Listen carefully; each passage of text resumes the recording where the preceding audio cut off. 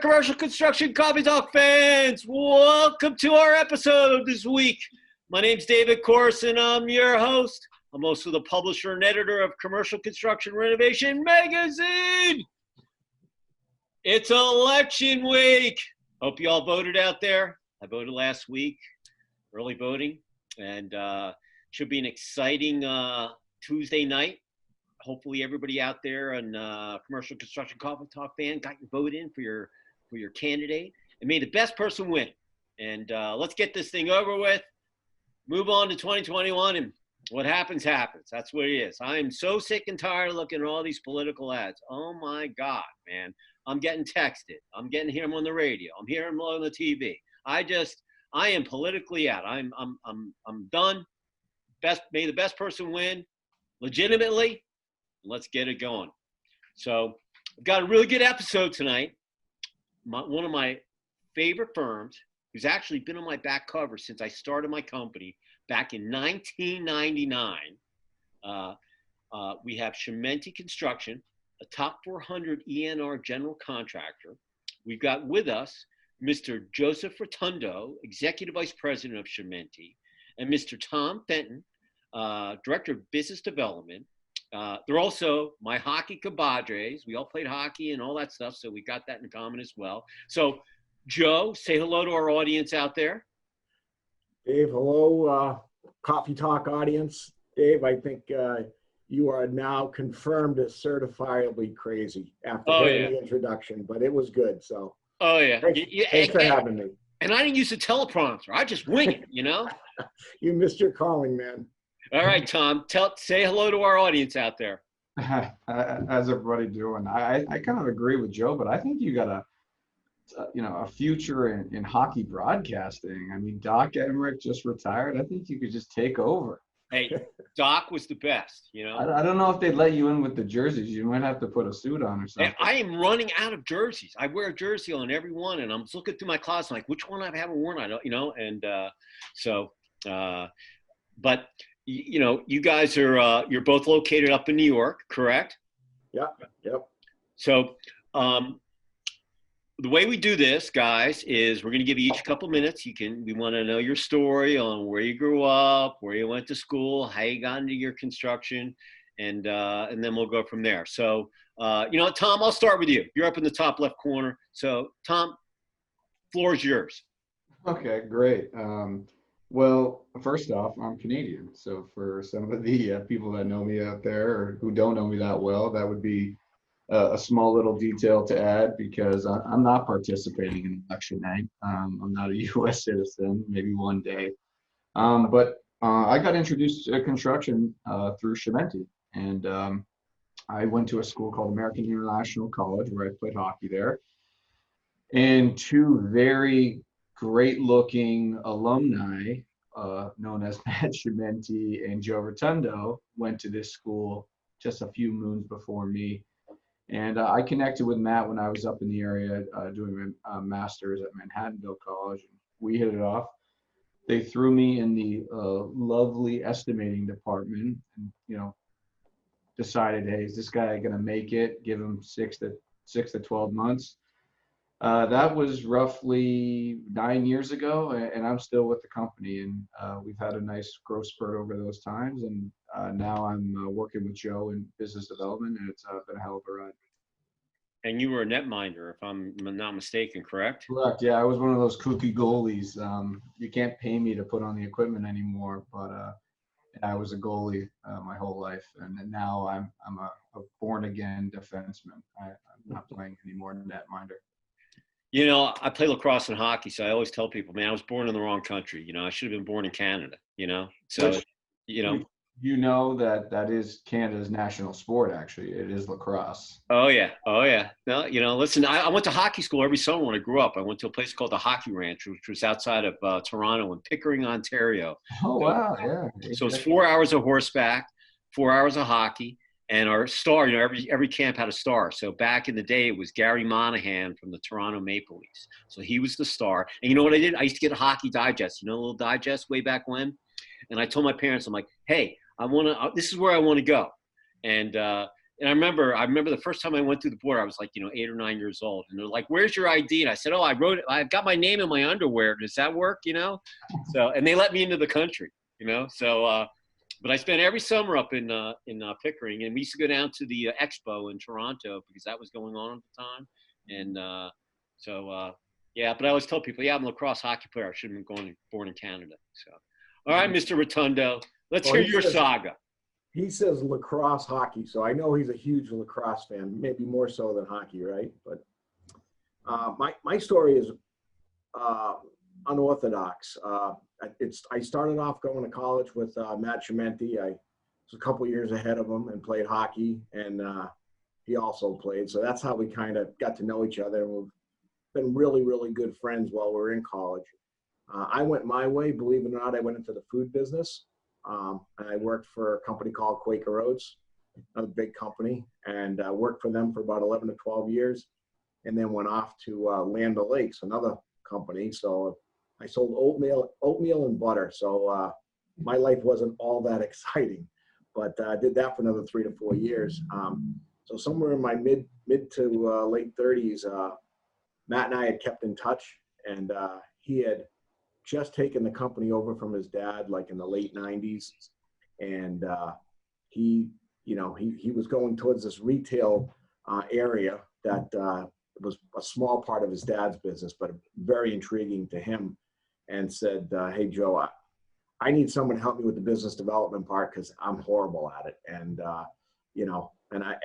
fought with him for 2 years to say, I know nothing about construction. And finally I gave in. And we got together in 1999, 2000, somewhere around there.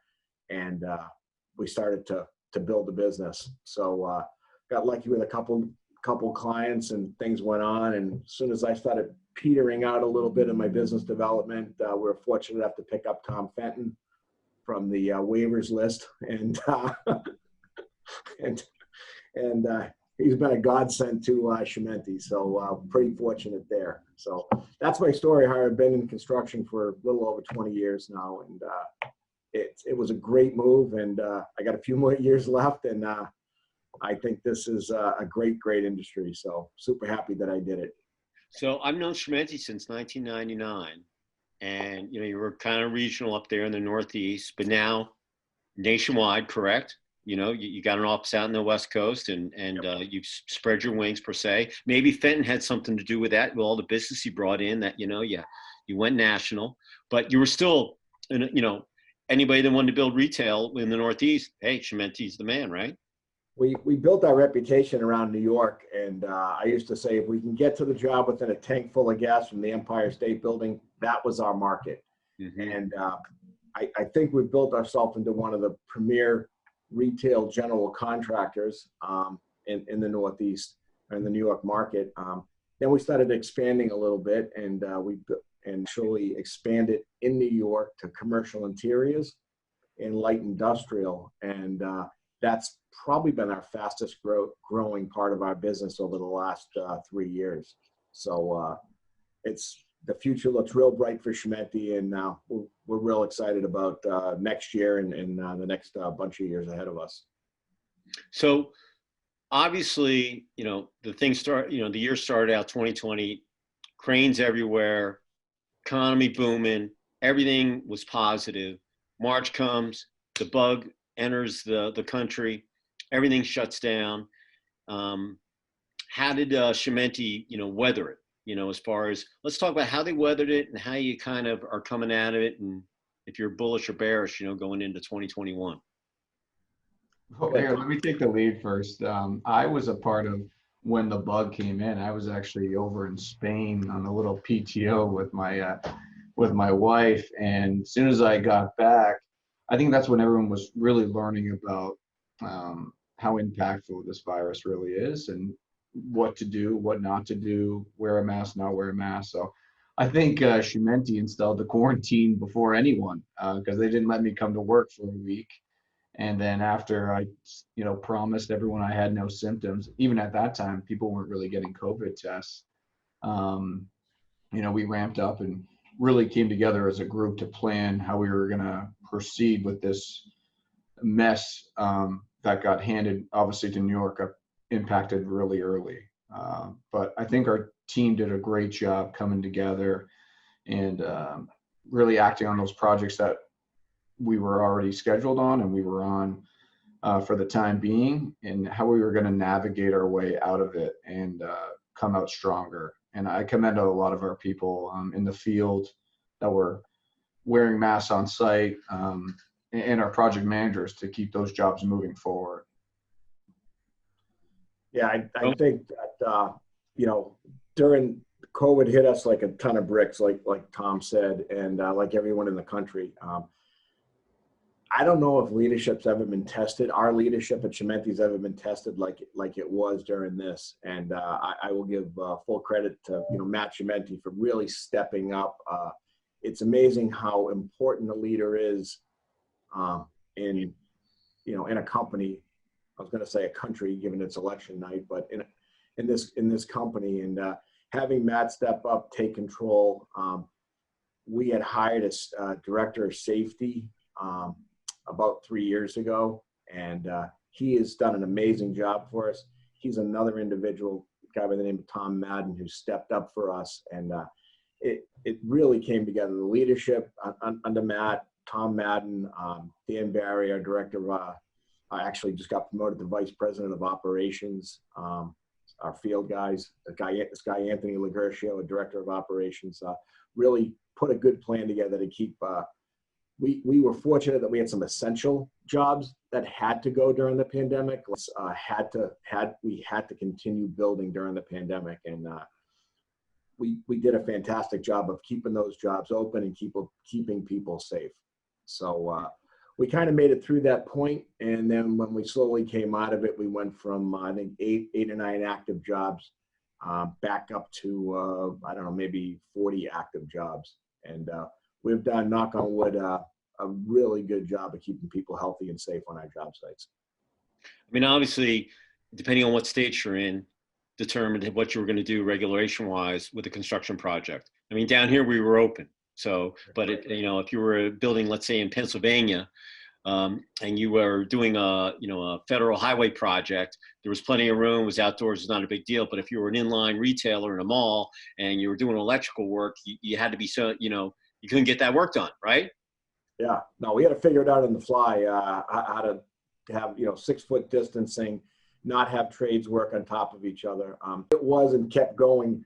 We kept building it during the height of the pandemic in New York, and that was, I don't know how many square feet that is. It's probably 6,000 square feet. It's not very big in Times Square, and it was difficult to keep people healthy.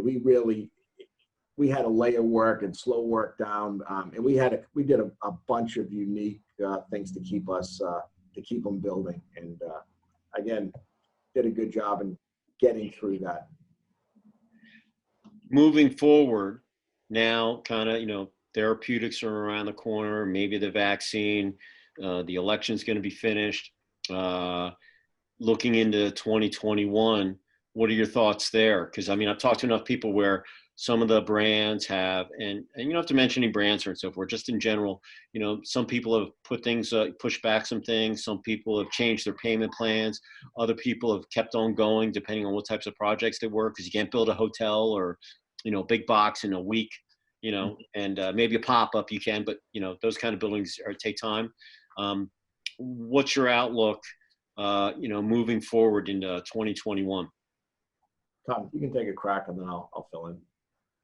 Well, I think what this did really to the industry and a lot of contractors that serve the retail segment, that this was kind of a steroid to what was coming. Obviously, a lot of retail stores, those larger brands, those programs were shrinking, and department stores were changing. And I think the pandemic and COVID-19 really just fast forward that movement, and thus creating the importance of distribution and cold storage and a couple other, wellness and medical type of retailers, if you want to call them that, to the forefront. So as a company, I think it made us look at our business internally a little bit with a more focused approach, if we could even say that. But just looking at the longevity and potential forecast with some of our current clients and how we can support them. But I think this was going to happen, not the virus per se, but a shakeup to the industry as a whole. But like I just mentioned, I just think this fast forward everything probably 2 to 3 years to what Did you guys do a let your people work out of their homes, or how did that work internally? Because I know you got several offices up there, up north. Joe? Yeah, no, we did. We kept everyone employed working out of their house. Our IT department did an incredible job of getting everybody laptops and everybody set up. And we were out, I don't know how long we were out for, but then we were able to move in slowly, especially in our Connecticut office. We moved in at 50%.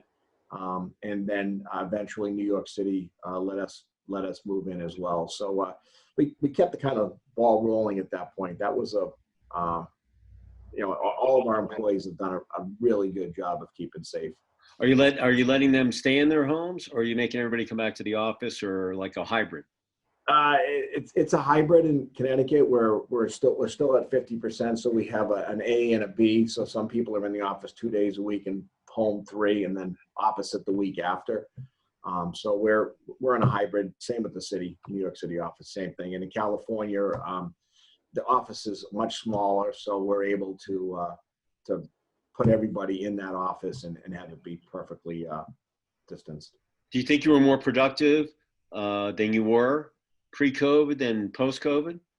Learning how to do things, digitally on the web versus, everybody gathering by the water cooler and talking about whatever. I mean, that's what I hear. People have been more productive. I don't know. I mean, just from, a standpoint, I'll give you my situation. My wife works, so not that we didn't have space between each other, but we're both in sales. So we were both constantly talking and didn't want to interrupt another person's meeting. So there was that to deal with. But Zoom, right? I mean, in the beginning, everyone wanted to get on the Zoom happy hour. And I keep saying that I think I was going to develop a small form of alcoholism because these things were happening every night. Yeah, sure. And that was because people needed to network. And another thing with Zoom is I think everyone, whether they put a half hour or an hour on their calendar, everyone needs to use that 29 and 59 second allocation of everyone's time, where maybe you could have just picked up the phone or had a quick conversation in the office and it would have been resolved. So I think it's now that people are more accustomed to using these types of programs like Zoom, and I think everyone's getting a little bit better. And you see too many funny videos of like home etiquette and people forgetting that camera's on, or maybe they're supposed to switch it off. Like, fortunately, I haven't been a part of any of those, but it's something people have to think about. People who are working from home long term. So you want to get a big audience to your podcast. You catch one of those. Moments. Dave, we're construction. We're in the people business. I mean, most of our people are out in the field working, so they're out there. The accounting and the back end staff, they've done a good job being at home. I think they're cutting down their commute. Everyone says they've been more than productive, and we've found that people are productive staying home. We have a great group here, so people have been just wonderful in terms of getting work done and being responsible, and and then on the other side of things, like Tom said, with these Zoom platforms, I don't know how many interviews we've done with clients now for different jobs via the Zoom. It's almost natural to do it that way. We're getting so much better at it. Just having meetings internally with our New York people, our California people, and doing it on Zoom, where it once was a little awkward, it just seems so natural that I think we're getting a lot of things accomplished. So, we've done all our events on Zoom. I mean, right. So in fact, both of my retreats, we did them, and people said, wow, this is great. A couple hours a day, and we didn't have to travel. Got to see some people, make their connections. Our summit's coming up in January, strictly, a couple hours a day, a little 20-minute speaker, boom, tabletop, next day, one-on-ones, and done. I've gone to a couple of these virtual shows where it's 4 or 5 hours, way too long. Yep. So we're just keeping it real simple. Keep it simple. It doesn't have to be extravagant. And people have told me, oh, I used to like sitting on the bus. And I said, look, there's no trade shows until the vaccine comes in. This is it. Unless you want to pick up the phone or whatever, this is the reality of it. And it's been a learning experience for everyone. I mean, I was basically a print guy before when the pandemic hit. Now I'm a digital guy, but it's been a learning experience. And now I think I just looked at my stats. I had 1.5 million people hit my website last month. I have 14,000 pages of content. I didn't even know that. I ignored it until I worked with my SEO guys. Like, Dave, do you have how much content you have up there? I'm like, no, 14,000 pages. But I've had a digital magazine for 15 years. So it's, when I looked at it, I was like, wow, now I don't miss the printer. I don't miss the post office. Mhm. I went monthly. So now I'm on a much tighter deadline. I used to like having that little break. But you do miss the events though, right, Dave? Because I think everyone misses the Oh, interaction. believe me, we're not born to live in caves. Yeah. I mean, we're a social animal. I was having a CCRP event. My New York was one of my biggest ones I do during the year. That didn't happen this year. We'll go back to those things as soon as far as the magazine goes. I do a small print run, so you guys get a copy of the magazine as an advertiser, but I don't know if I'll go back to the print. I like the digital aspect of it. And the face-to-face though, as soon as it happens, I mean, I was supposed to be in Fort Lauderdale for my summit. I told the hotel, he's like, can't you back it up? I'm like, no. It's like World of Concrete. They were always in January. They just pushed it back to June. They don't know what's going to happen. So I said, look, send me the contract and I'll look at it in June of 2021 for January 2022. We'll see where we're at by then. And then if everything looks good and people are getting back on planes and the hotels are good, I'll do it. Believe me, I'd love to see everybody. And, it's interesting because, since our New York City's office has been open, we've encouraged people to come visit us. I mean, obviously there's some safety regulations. They have to sign in with the building. We ask ahead of time how they're feeling, things like that nature. But the amount you of guys people don't have like a temp thing that you do when they come in your building or in your office? Not our office. I mean, it's controlled by security downstairs in the lobby. But it's interesting to see the amount of people that want to come in for that face-to-face and saying, wow, we haven't done this. And we make it in a room that with appropriate distancing or take advantage of our terrace outside when it wasn't as cold. But it was nice to see how people were eager to get back to the normal. So hopefully everyone is crossing their fingers for this vaccine. I just closed on my lake lot, a couple of weeks ago. So we had to go to the attorney's office close. And in there, they had the plexiglass, whatever. And they made me wear a mask. And, I was just like, this is just unbelievable, and, all the precautions that, that are going in. But it's, listen, you're going to have to live with the bug. Eventually the bug's they're going to figure out something else. And hopefully another one will come in and they have to figure it all over again. But it's been, I'll tell you, everybody I've talked to has been positive. They've learned to be flexible. I always look at it like kind of like in hockey terms. We just finished the second period. We're kind of losing by 3 or 4 goals, but we have a chance to win. They haven't dropped the puck for the third period. And the coaches just said, listen, we're scrubbing this freaking game plan, and this is how we got to go in to win this game. And I don't care if we win ugly, okay? Because as long as we're ahead at the end, that's a W on the board. Okay, it doesn't matter if you win 15-0 or 4-3, it's still a W. So that's the way I kind of look at this whole thing is restructuring and being able to end the game and be able to play another game moving forward. And that's what people. Dave's playing a little dump and chase. Yeah, no, dump and chase, cycle. I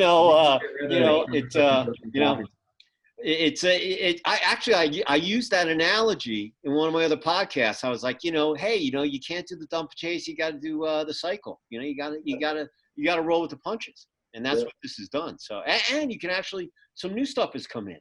Who knows? So, yeah. Well, gentlemen, if you had to leave our audience with one word or thought, what would it be going into the holidays and into 2021? I'll start with you, Mr. Fenton, first.